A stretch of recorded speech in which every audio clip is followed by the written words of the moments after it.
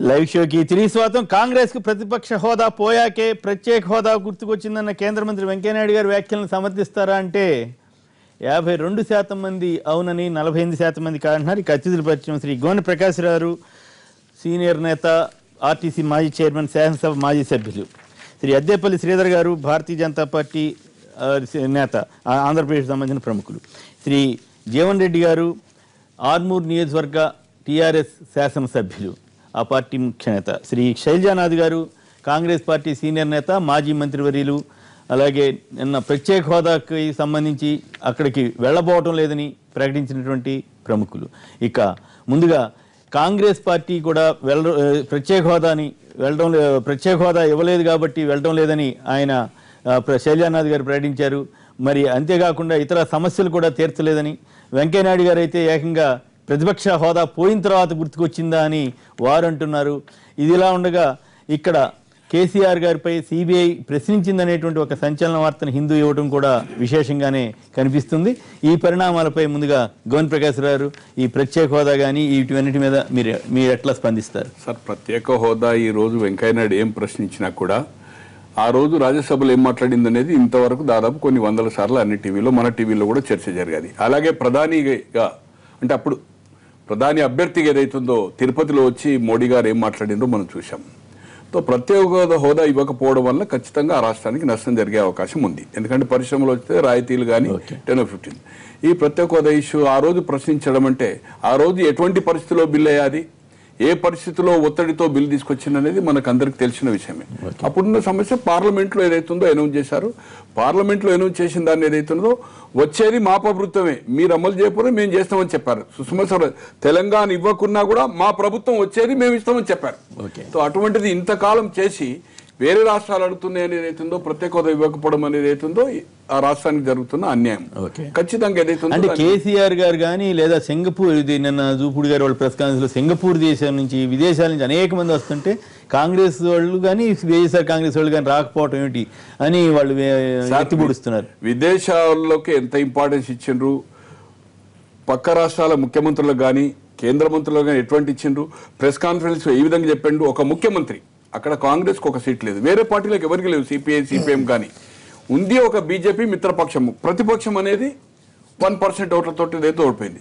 కనీసం ప్రస్తావన వీళ్ళందరినీ పిలుస్తుండ్రు, నేను స్వయంగా పోతున్నాను, కానీ ప్రతిపక్ష నాయకుని దగ్గరికి పోవలసిన అవసరం ఉంది. అలాగే పొయ్యి ఉంటే నేను అతన్ని ఇన్వైట్ చేస్తాను స్వయంగా అంటే ఇటువంటి పరిస్థితి వచ్చునో రాకపోనో.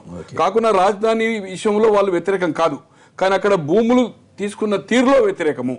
మేము అధికారం కనుక మళ్ళీ వస్తే ఆ భూములను కూడా వెనకకిస్తామని చెప్పిన స్టాండ్లో జగన్మోహన్ రెడ్డి గారు పోకపోవడం అనేది సమంజసమే.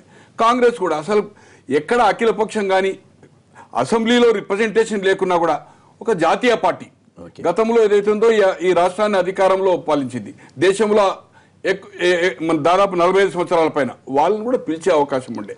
వాళ్ళు పిల్లలకు వాళ్ళు అపోజ్ చేస్తుండ్రు. ముఖ్యంగా ఈ రోజు ఏదైతుందో హిందూలో వచ్చింది 2006లో తను ఫస్ట్ షిప్పింగ్ నుంచి మళ్ళీ లేబర్ అయ్యారు. నేషనల్ బిల్డింగ్ కన్స్ట్రక్షన్ కార్పొరేషన్కి ఇవ్వాల్సిన వర్క్స్ ఈఎస్ఐ ఏపీ వింగ్లో దాన్ని క్యాన్సిల్ చేసి ఫిషరీస్ డిపార్ట్మెంట్ ఏదైతుందో దాంట్లో సూర్యనారాయణ అని ఆల్రెడీ కరప్షన్ ఛార్జెస్లో జైలుకు పోయాడు. పాలిటీషియన్స్ని కానీ ప్రతి వాళ్ళను మేనేజ్ చేసే కెపాసిటీ ఉన్నవాడు. దానివల్ల 5 కోట్ల నష్టం వచ్చిందనేది అవుతుందో ఈరోజు సిబిఐ ఏజెన్సీ అతని పర్సనల్ సెక్రటరీని కానీ అప్పుడున్న ఆ డిపార్ట్మెంట్ ఎంప్లాయ్మెంట్కి సంబంధించిన సెక్రటరీస్ని కానీ ప్రశ్నించింది అనేది హిందూ ఫస్ట్ పేజీలో ప్రముఖంగా ఏదైతుందో వచ్చింది. మండే నాడు ముఖ్యమంత్రి ప్రశ్నించినట్టుగా ఖచ్చితంగా ఏదైతుందో ఇది సీరియస్ అఫెన్స్ కిందనే లెక్క. ఈ ముఖ్యమంత్రి గారు ఈరోజు ఈ సభకు అంటే ఈ రాజధాని ఫంక్షన్ కు పోయి ఉండేవారు కాదు కావచ్చు. ఇది కావడం వల్ల లింక్ అని కాదు సార్, అతను చాలా వాటికి అటెండ్ కాలేదు. గవర్నర్ దగ్గర పిలిచినప్పుడు కూడా ఏదైతుందో క్లాష్ రావద్దని ఒకటేసారి కలిశారు. క్లాష్ రావద్దని కూడా ఏదైతుందో తన ఆరోగ్యం బాగలేదని వింటున్నారు. ఈ ఫంక్షన్ కు పోతుండంటే ఖచ్చితంగా ఏదైతుందో అక్కడ ప్రధానమంత్రి గారిని ఏదైతుందో భేటీగా జరగడం కానీ 1 మినిట్ డయాస్ మీద ఉంటారు కాదు ఉండే అవకాశము. నిన్న ఏకాంతంగా ముఖ్యమంత్రి గారి చంద్రబాబు గారితో ఏకాంతంగా 10 నిమిషాలు 10 నిమిషాలు మాట్లాడినంటే కూడా వాళ్ళిద్దరికీ ప్రాబ్లమ్స్ ఉన్నాయి. అంటే 9 ఏళ్ల క్రితం కేసు కదా ఇది. 9 ఏళ్ల క్రితం కేసుని ఇప్పుడు బయటికి తీసుకురావడం ఏంటి సిబిఐ? అది నాకు అర్థం కాలేదు. ఒకవేళ బీజేపీ వాళ్ళే ఉన్నా ఆ అవకాశం కూడా ఉన్నది. కానీ ఏదైతుందో ప్రాసెస్ లో కాంప్లైంట్స్ ప్రాసెస్ దాని మీద ఏదైతుందో జరిగినప్పుడు ఏదైతుందో సిబిఐ ప్రధాన ప్రతిక మీద ఏదైతుందో ఇది ఇంపార్టెంట్ కాకపోవచ్చు. ఇంక ఇంపార్టెంట్ ఇష్యూస్ ఉండి గతంలో కూడా మనకి కేసీఆర్ గారికి ఇది ఇబ్బందికరమైన పరిస్థితి అవుతుందా? డెఫినెట్ ఇది ఏమవుతుందా ఏం జరుగుతుందా వేరే సంగతి. కానీ ఏదైతుందో ప్రాసెస్ లో ఉంది. క్లారిటీగా 5 కోట్లు దానికి నష్టం జరిగిందనేది చెప్పిన కనుక, సెక్రటరీస్ని ప్రశ్నించిన కనుక అతను ఓవర్రూల్ చేసి నాణ్యతతో కూడిన ఎన్బిసిసి అనేది వెరీ స్టాండర్డ్ వర్క్ చేస్తుంది నేషనల్ లెవెల్లో. దాన్ని చేసి ఒక ఏజెన్సీ ఫిషరీస్ డిపార్ట్మెంట్లో ఒక అధికారి ఇన్ఫ్లుయెన్స్ తోటి అతన్ని ప్రశ్నించిన దాని మీద కంటిన్యూషన్లే అతని దగ్గర దొరికిన కొన్ని డాక్యుమెంట్స్ కానీ అతని ఉండే ఆస్తులు కానీ దాని మీద ఏదైతుందో దాంట్లో అతను కమిషన్లు కొట్టాడు. అతను మళ్ళా వేరే ఏజెన్సీకి ఇచ్చాడు. ఏజెన్సీ ద్వారా అవుతుందో అతనే ఫిషరీస్ డిపార్ట్మెంట్ హెడ్ గా ఉండే కనుక దాంట్లో కోట్లాది డబ్బులు వచ్చినాయి కనుక ముడుపులు రాజకీయ నాయకులకు కానీ వేరే వాళ్ళకి కానీ ఇస్తాడు అతను.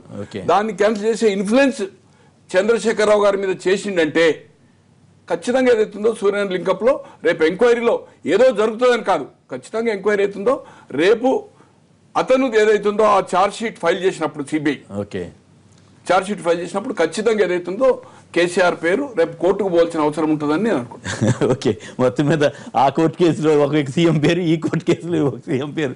శైలజానాథ్ గారు మాజీ మంత్రి, మీరు ఈ అనుభవాలని తెలుసు. ఏమిటి ఈ పరిణామాల మీద మీరు ఎట్లా స్పందిస్తారు? వెంకయ్యనాయుడు గారి ఈ విషయం కానీ లేదా కేసీఆర్ గారి గురించి మీరు ఇంట్లో మాట్లాడేస్తున్నారు, మీకు అప్పుడు చెప్పండి. యాక్చువల్లీ మేము రాష్ట్ర రాజధాని శంకుస్థాపనకి ఎందుకు రావడం లేదు నిర్ణయం తీసుకున్నాను స్పష్టంగా చెప్పాము. ఏంటంటే విభజన చట్టాన్ని గౌరవించడం లేదు, శివరామకృష్ణన్ కమిషన్ని గౌరవించలేదు, కనీసం రాజకీయ పార్టీలు ప్రజల యొక్క భాగస్వామ్యాన్ని దాంట్లో చూడలేదు, ఎంత భూమి కావాలో అర్థం కాకుండా రైతుల నుంచి బలవంతంగా సేకరించారు. ఓకే, ఆంధ్రప్రదేశ్ రాష్ట్ర రాజధాని నిర్మాణానికి మేము వ్యతిరేకం కాదు. రాష్ట్ర నిర్మాణం జరగాల్సింది ఎక్కడో జరగాల్సింది. కాబట్టి ఒక పారదర్శక లోపించింది మీ దగ్గర. అట్లాగే తెలుగు వాళ్ళని భారతీయులు అవమానిస్తూ ఉన్నారు. మీరు సింగపూర్ మలేషియా పేర్లు చెప్పుకుంటూ ఒక పట్నం గడ్డానికి కూడా ఈ దేశానికి చేతగానట్లు. సో ఇట్లా అనేక అంశాలతో మేము దాన్ని మేము మీకు రాలేకపోతా ఉన్నామని చెప్పాం. సో వాళ్ళకేమొచ్చింది వీళ్ళకేమొచ్చింది కామెంట్లను చూశాను. వెంకయ్యనాయుడు గారికి నాకు ఎప్పుడు నిజంగా పెద్ద ఆయన చూస్తే భలే ఈ మధ్యకాలం నాకు బాధగా అనిపిస్తుంది. ఎందుకంటే పుస్తకాలు వేసుకొని ఆయన పంచుకున్నాడు, నా వల్లనే రాష్ట్ర విభజన జరిగింది, రావాలని అన్నీ వచ్చాయని చెప్పి.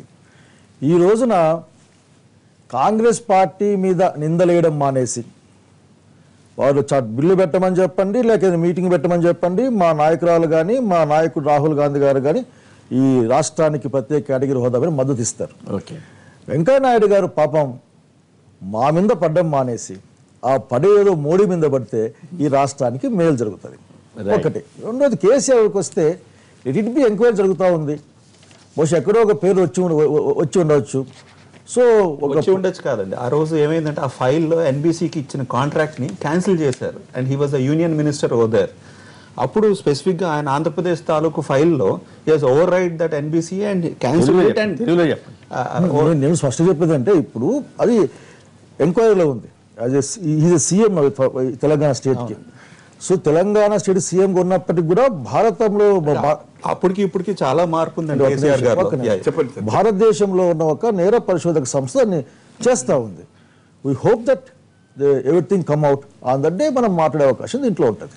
రైట్. సో అప్పటి వరకు మీరు స్పందించనంటారు. ఓకే, గుంటూరు నుంచి అజీజ్ గారు లైన్లో ఉన్నారు. అజీజ్ గారు నమస్కారం, మాట్లాడండి. Hello, right. జీవన్ రెడ్డి గారు చెప్పండి, వీరికి సమాధానం ఏం చెప్తారు, ఎట్లా చెప్తారు? ఇప్పుడు ఈ రాష్ట్ర ప్రభుత్వం చేస్తున్న అభివృద్ధి పథకాలను చూసి ఓర్వలేక రోజు ఒకటి పబ్బం గడుపుకోవడానికి ప్రతిపక్షాలు ఏదో ఒకటి తెర మీదకి తీసుకురావాలి. అంతే, తెర మీదకి తీసుకురావాలన్న ఉద్దేశంతో ప్రకాష్ అన్న వాళ్ళు సీనియర్ నాయకులు వారికి తెలియక కాదు. ఇప్పుడు ఏవి వాస్తవాలో ప్రజాస్వామ్యంలో ఎవరు చట్టం ముందు ఎవరు చుట్టం గారు. అన్ని విషయాలు బయటకు వస్తాయి, ఖచ్చితంగా ఏదైనా ఉంటే అట్లాంటివి వస్తాయి. కానీ ఇవాళ ఇంత గొప్పగా ఈ రాష్ట్రాన్ని పరిపాలిస్తున్న తరుణంలో రేపు చరిత్రలో ఎప్పుడు లేని విధంగా 2 బెడ్రూమ్ల ఇల్లు దసరాకు మేము ప్రారంభించుకుని పోతా ఉన్నాం. ఇన్ని సంక్షేమ పథకాలు చేస్తూ ఉన్నాం. అట్లాంటి తరుణంలో ఇట్లాంటి 1-2 కొన్ని పత్రికలు రాస్తాయి, ఇప్పుడు రాస్తారు లేదా అండి, చాలా పత్రికలు రాస్తా ఉన్నాయి ఎవ్రీడే. కొన్ని పత్రికలు అయితే పని కట్టుకొని రాస్తా ఉన్నాయి, మేము తప్పుగా భావిస్తలేము. ఇప్పుడు ప్రజాస్వామ్యంలో ప్రశ్నించడం, విమర్శించడం, నిలదీయడం, అడగడం అందరికీ అవకాశం ఉన్నది ప్రజాస్వామ్యం వ్యవస్థ కాబట్టి. వారు అన్నదానికి మేము తప్పుగా పట్టలేదు. మేము ఏమంటామంటే అట్లాంటి న్యూస్ మా దృష్టికి అయితే రాలేవు, ఇంకా మేము అట్లా జరగలేదు, అది అవాస్తవం అని చెప్పి మేము భావిస్తాం సార్. అదేంటి అసలు హిందూ వార్తనే అవాస్తవం అనుకుంటున్నాం మేము, అవాస్తవంగా భావిస్తాం. ఇప్పుడు ఆ రోజు జరిగిన విషయం ఏంటంటే అండి, ఒక్క నిమిషం మీరు మాట్లాడుతుంది. నర్సీపట్నం నుంచి సతీష్ గారు లైన్లో ఉన్నారు. సతీష్ గారు నమస్కారం, మాట్లాడండి. నమస్తే కుమ్మేన్ గారండి. నమస్కారం, మాట్లాడండి. అక్కడ ఉన్న పెద్దలందరికీ కూడా నమస్తే అండి. మాట్లాడండి ప్లీజ్. ఇప్పుడు ఎలా అంటే తప్పనిసరిగా ఈ కాంగ్రెస్ పార్టీని ఒక ప్రత్యేకంగా ఆహ్వానించాలండి తప్పనిసరిగా అండి. అలాగే ప్రతిపక్ష నేతను కూడా ఆహ్వానించవలసిన అవసరం ఉంది సార్ తప్పనిసరిగా. ఓకే, ఇప్పుడు ప్రతిపక్షం వాళ్ళైనా కాంగ్రెస్ పార్టీ వాళ్ళని ఇప్పుడు పక్క రాష్ట్రాల వాళ్ళని వీళ్ళకున్న ప్రాబ్లమ్స్ బట్టి మనం అందరం కలిసిమెలిసి ఉండాలని అంటున్నారండి. మన రాష్ట్రంలో ఉన్న ప్రతిపక్షం వాళ్ళతోనూ కాంగ్రెస్ పార్టీ వాళ్ళతో మన అందరం కలిసి ఉండడం తప్పండి. ఇంకో మాట కొమ్మినేని గారు, ఇప్పుడు 2001లో తెలంగాణ ఉద్యమం జరిగినప్పటి నుంచి కేసీఆర్ మొదట చెప్పారు సార్, అన్నదమ్ములుగా కలిసి ఉందాం, ఆత్మీయులుగా విడిచిపోదామన్నారు. అన్నదమ్ములుగా కలిసి ఉన్న ఇన్ని రోజులు కొన్ని మనస్పర్ధలు వచ్చి విడిపోయినాం. మా అభివృద్ధి మాకు జరుగుతుంది, వాళ్ళ అభివృద్ధి వాళ్ళకి జరుగుతుంది. మాకు ఆ అన్నదమ్ముల పంపకాలలో మాకు రాజధాని నగరం వచ్చింది, మాకు రాజధాని అవసరం లేదు. పక్క రాష్ట్రంలో చంద్రబాబు గారు రాజధాని నిర్మాణాన్ని ఏర్పాటు చేస్తూ ఉన్నారు, వాళ్ళు ఇన్వైట్ చేస్తూ ఉన్నారు. మంచికి మేము ఇన్విటేషన్కి వెళ్తే దాన్ని కూడా రాజకీయం రాద్ధాంతం చేస్తే ఎట్లా అండి? దాన్ని తప్పుగా భావిస్తారా? మేము ఇప్పుడు పక్క రాష్ట్రంలో ఇంకా 29 మీ స్వరంలో కూడా చాలా మార్పు కనపడుతుంది. రెచ్చిపోయే మాట్లాడే గతంలో అన్నదమ్ములుగా విడిపోదాం ఆత్మీయ ఆ స్లోగన్ ఇయ్యాల వచ్చింది కాదు ఇయ్యాల కూడా మేము ఎట్లా అయిపోయింది ఆ ఇష్యూ. ఆయన వెళ్తామన్నాడు, మాట్లాడుకున్నాడు, భూమి మీద అన్నాడు, లేదు మళ్ళీ హెలికాప్టర్ అంటా ఉన్నారు. భూమి మీద పోయినా హెలికాప్టర్ అంటే హ్యాపీగా పోయిరామని చెప్పండి. అసలుకి ఇద్దరు కలిసే ఉందాం, రేపు పొద్దున విడిపోవడం మంచిది కాదులే అనుకుంటే కలిసే ప్రయత్నం చేసే చేద్దాం ఏదో ఒక రోజున. ఒకసారి అన్నదమ్ముల మధ్య కమతాలు పంచుకున్న తర్వాత మళ్ళీ కలిసి ఉండదు sir. That is not issue now. ఈ రోజున అక్కడ స్క్రోలింగ్ కూడా కొద్దిగా తప్పుగా వస్తుంది, కానీ మమ్మల్ని సరిగా పిలిచలేదు కాబట్టి రావడంలే అని, సరిగా పిలిచలేకపోవడం అనే ఒక చిన్న కారణంతో వెనక్కిపోవడానికి ఇది కాంగ్రెస్ పార్టీ అండి. ఈ దేశాన్ని నిర్మించిన పార్టీ ఇది, అది కారణం కాదు. ఇది ప్రజల భాగస్వామ్యం లేని, అసలు ప్రజల్ని అవమానపరుస్తుంది. ముఖ్యంగా తెలుగు వాళ్ళ కన్స్ట్రక్షన్ కూడా పనికిరారు. మీరు సింగపూర్లకి 99 సంవత్సరాలు లీజుకి ఇస్తాం అంటే ఈ ప్రజల ఆస్తుల్ని, ప్రజల రాజధానిని తాకట్టు పెట్టబోతా ఉన్నారు. ఇటు అనేక ప్రజా కారణాలతో మేము రాలేకపోతున్నాం చెప్తున్నాం. రాజధాని కట్టుకోవాల్సిందే, అది ప్రజా రాజధాని కేంద్ర ప్రభుత్వ సహకారంతో కట్టమని. సునీల్ గారు పుట్టపర్తి నుంచి లైన్లో ఉన్నారు. సునీల్ గారు నమస్కారం, మాట్లాడండి. సునీల్ గారు హలో. కాంగ్రెస్ వాళ్ళకి బుద్ధి ఉందా సార్? ఇష్టం అధికారం ఉండి వీళ్ళకి ఏమన్నా బుద్ధి ఉందా సార్? సునీల్, ముందు మీరు క్షమాపణ చెప్పండి. అట్లాంటి పదాలు వాడొచ్చా? మనం సభ్య సమాజంలో 10 మందికి వినే ప్రోగ్రాంలో మీరు ఇష్టం వచ్చినట్టు నువ్వు మాట్లాడితే నేను ఒప్పుకోను. ముందు మీరు క్షమాపణ చెబితే మీరు కంటిన్యూ చేయొచ్చు, లేదంటే మీరు మాట్లాడొద్దు దయచేసి. అట్లాంటి మాటలు వాడచ్చా? అలా కాదమ్మా, అలా కాదు, అది కరెక్ట్ కాదు అని చెప్పండి, అంతేగాని అది మనం అట్లాంటి పదాలు వాడచ్చు. సునీల్ పోయి కాస్త బుర్రని మొహాన్ని కడుక్కొని రామ్మా తమ్ముడు పొద్దున్నే. ఇప్పుడు మీరంటే వాళ్ళు అంటారు, అట్లా కాదు. మీరు రాజకీయ నాయకులు అయితే నేను ఫలానా రాజకీయ నాయకులు అని చెప్పి రాజకీయ నాయకులు తిట్టుకుంటారులే నేను ఒప్పుకుంటా. కానీ అట్లా మీరు మీ అభిప్రాయం చెప్పడానికి ఇది ఒక అవకాశం. అటువంటిప్పుడు మంచి భాష వాడండి, అది నేను చెప్పేది అర్థం. కడప నుంచి మరొకరు. హలో, హరి గారు నమస్కారం, మాట్లాడండి. నమస్కారం అండి. ఇప్పుడు కాంగ్రెస్ వాళ్ళని వైఎస్ఆర్సీపీ వాళ్ళని నేను అడగవలసింది 2 పాయింట్లు.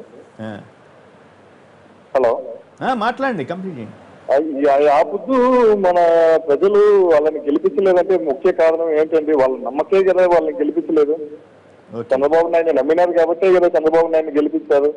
అలాంటప్పుడు ఇప్పుడు ఈ చేసే పని కూడా చంద్రబాబు నాయుడు గారి మీద నమ్మకం ఉంది కాబట్టి అతను గెలిచారు కాబట్టి చంద్రబాబు గారు ఈ వర్క్ చేస్తున్నారు. అంటే అమరావతి నిర్మాణానికి శంకుస్థాపన కానీ ఏమైనా కానీ ఈ పొద్దు 400 కోట్లు 500 కోట్లు ఖర్చు పెట్టాము, 600 కోట్లు ఖర్చు పెట్టామని ప్రతిపక్షాలు వాళ్ళు ఆరోపిస్తున్నారు. ఈ రోజు 400 కోట్లు ఖర్చు పెట్టారు కాబట్టి అంత ఘనంగా చేస్తున్నారు కాబట్టి విదేశాల నుండి ప్రముఖులు వస్తున్నారు. వాళ్ళ రేపు పొద్దున శంకుస్థాపనకి వాళ్ళే మేము ఖర్చు పెట్టట్లేదు ముర్రు అంటే మీరు ఇప్పుడు చంద్రబాబు గారికి మేలు చేస్తున్నారా కీడు చేస్తున్నారా?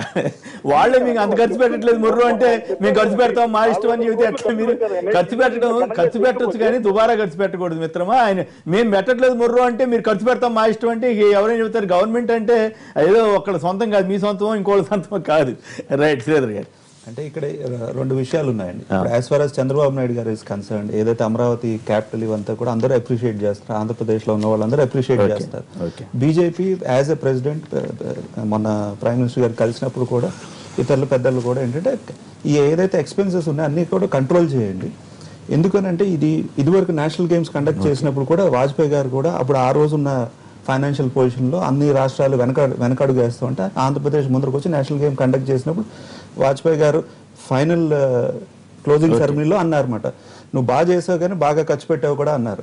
అంటే ఈ కార్యక్రమాలు ఏంటంటే కొంచెం అకౌంటబిలిటీ అన్నది ఉండాలి. మా అందరికి కూడా అదే ఇబ్బంది.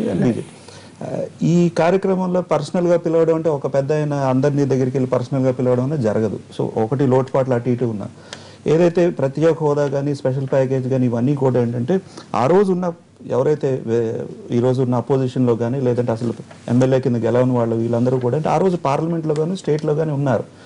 ఆ రోజు ప్రాపర్గా చేస్తుంటే ఈ ఇబ్బందులన్నీ వచ్చి ఉండేవి కావు.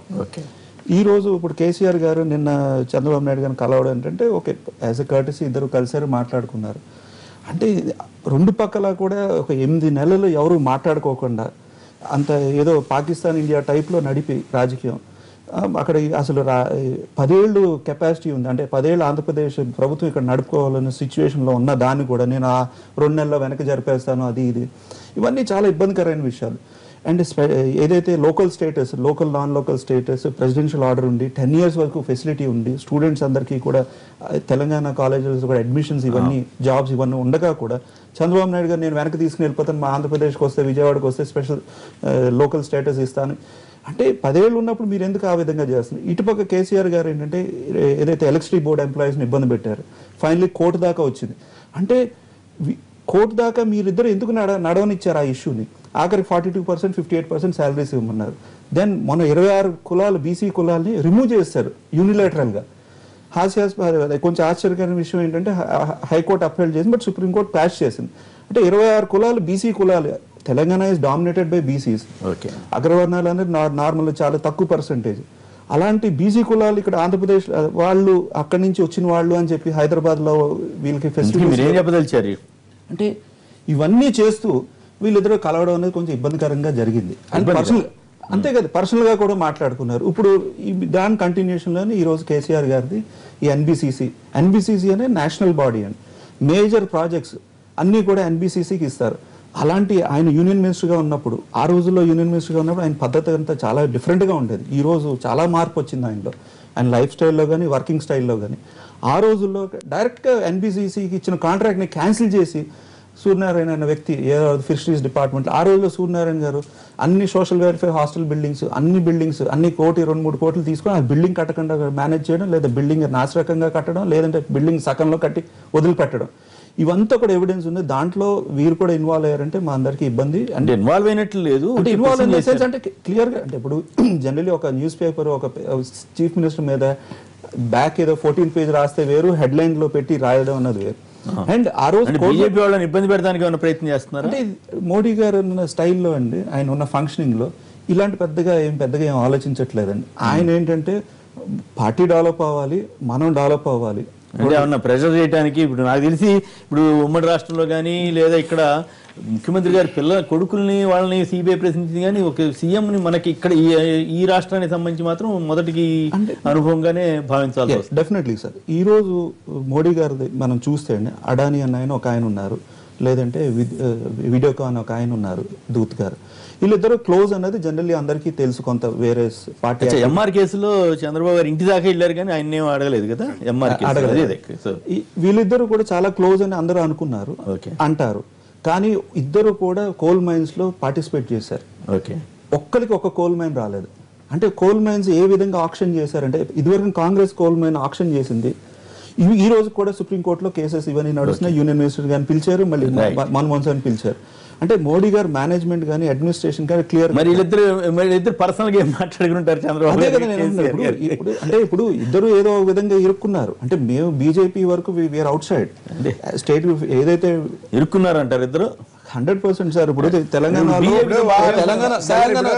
ఈ దేశంలో కుంభకోణాలు గానీ స్కాములు గానీ స్కీములు గానీ ఏమైనా పుట్టినాయంటే అవి కేవలం కాంగ్రెస్ బీజేపీ వాళ్ళు ఉన్నాయి ఈ దేశంలో. అనేక ఒక మాట ఈ రోజు 16,000 కోట్లు 16,000 కోట్లు 30,000-40,000 కోట్లు ఎలా మార్చారు? వినండి సార్, మీరు ఎలా మార్చారు? వినండి, కాంగ్రెస్ కాంగ్రెస్ అని కాదు, మీరు ఆ విధంగా ఎలా మాట్లాడతారు జనరల్ గా బీజేపీ కాంగ్రెస్ అని? లేదు, అలా కాదు. మీరు మాట్లాడినప్పుడు భూమి మీద క్రీడల కుంభకోణం, భూగర్భంలో బొగ్గు కుంభకోణం, ఆకాశంలో అగస్టా హెలికాప్టర్ కుంభకోణం, అంతరిక్షంలో 2G కుంభకోణం.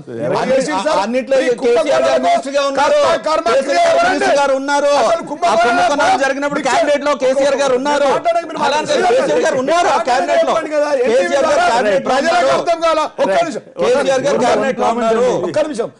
నేను మాట్లాడినాక వారికి వారు మాట్లాడినాక నేను ఇన్ని కుంభకోణాలు చేసారు.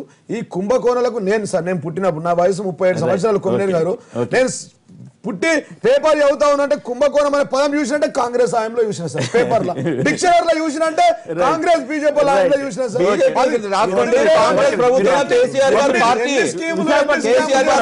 దాంట్లో ఉన్నారు.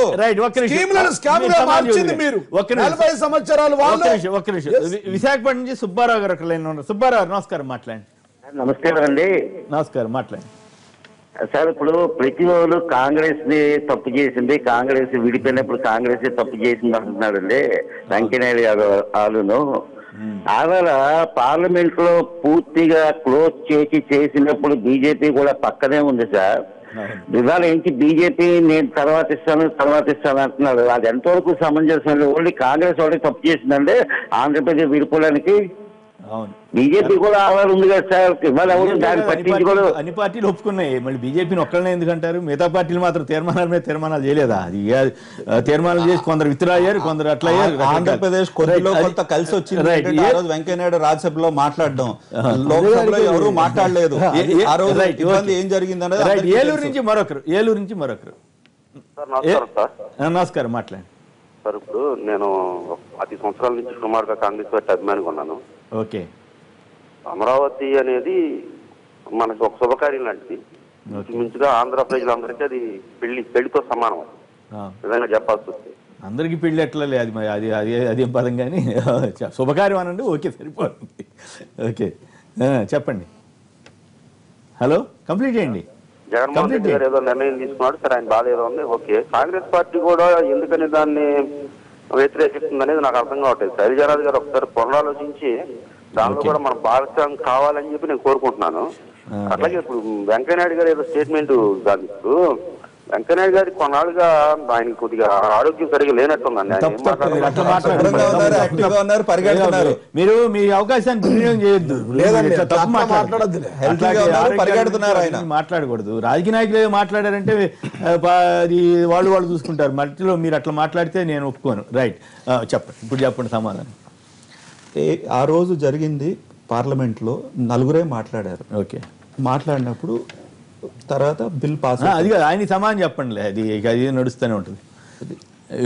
జీవన్ రెడ్డి గారు అంటున్నానికి సమాధానం చెప్పండి. అంటే ఇప్పుడు కేసీఆర్ గారు ఆ రోజు ఏదైతే మీ స్కామ్లు భూమిలో ఉంది లేకపోతే గాలిలో ఉన్న ఇవన్నీ చెప్పారు. స్కాములు పుట్టినాయి మీ దగ్గర అవార్డు సార్. ఢిల్లీకి 6 తారీఖు నవంబర్ 6 కు రమ్మని ఎన్ని అవార్డులు sir? Best liveable city Telangana, Hyderabad Hyderabad Chandrababu Naidu గారు చేశారని అందరూ ఒప్పుకుంటారు. Number 1 sir. డెవలప్మెంట్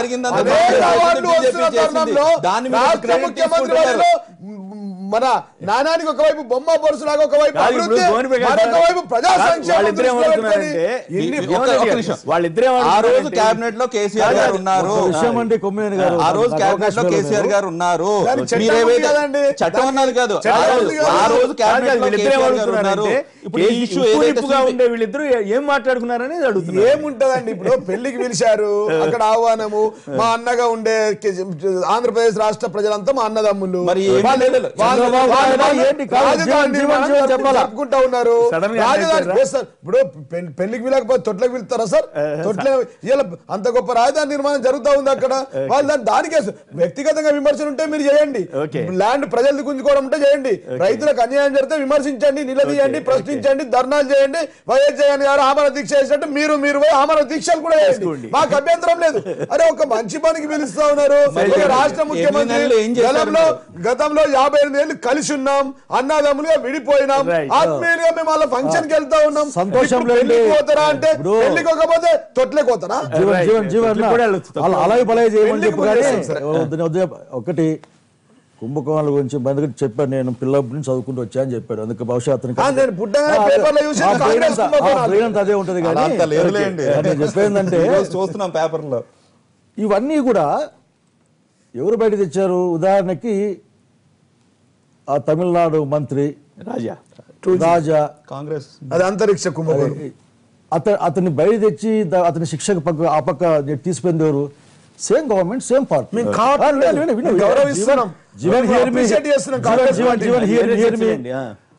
అట్లాగే అనేక ఈయన చెప్పిన ప్రతి మాట కూడా అది కాంగ్రెస్ పార్టీ దాన్ని టాలరేట్ చేయదు కాబట్టే దాన్ని ముందు తీసుకెళ్ళింది. అందరినీ వాళ్ళని దాన్ని ఏమంటారు, వాళ్ళని దాని శిక్షకి లేకుంటే విచారణకి అనుకూలంగా మార్చింది.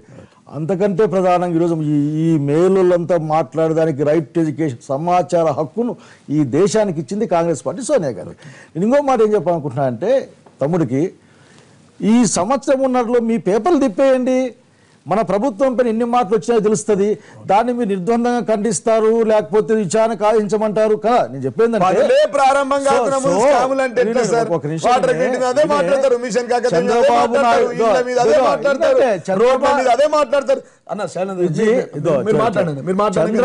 నాయుడు ఇక్కడ చంద్రశేఖరరావు గారు అన్నదమ్ములే, వాళ్ళిద్దరికీ మొదటి నుంచి కూడా మంచి అండర్స్టాండింగ్ ఉంది. వాళ్ళకి సమస్య వచ్చినప్పుడు ఇరు ప్రాంతాల సమస్యల్ని ముందుకు తెచ్చి దాన్ని రాష్ట్ర సమస్యగా మార్చి ఇటుపక్క పోలరైజేషన్ అటుపక్క పోలరైజ్ చేసుకొని ప్రజల్ని ఇబ్బంది పెట్టే ప్రయత్నం చేశారు. కానీ ప్రజలు మోసపోలేదు. మీరిద్దరూ పోలీసుల్ని శ్రీశైలం దగ్గర మోహరించినా, లేక ఏసీబీలు గీసీబీలు ఇండ్ల చుట్టూ తిప్పుకున్నా, లేక ఇంకోటి చేసినా సరే ప్రజలు మోసపోలేదు. వాళ్ళకి ఖచ్చితంగా అండర్స్టాండింగ్ ఉంది. సో మీరు అన్నదమ్ములే, మీరు అత్యంత అభిమానంతో గత 25 ఏళ్ళ నుంచి బతికే వాళ్ళే. ఒకరి జేబులో ఒకరి చెవి పెట్టుకొని ఒకరి చెవులో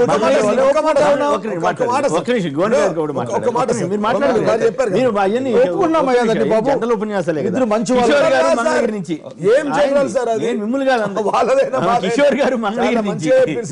కిషోర్ గారు మంగళగిరి నుంచి.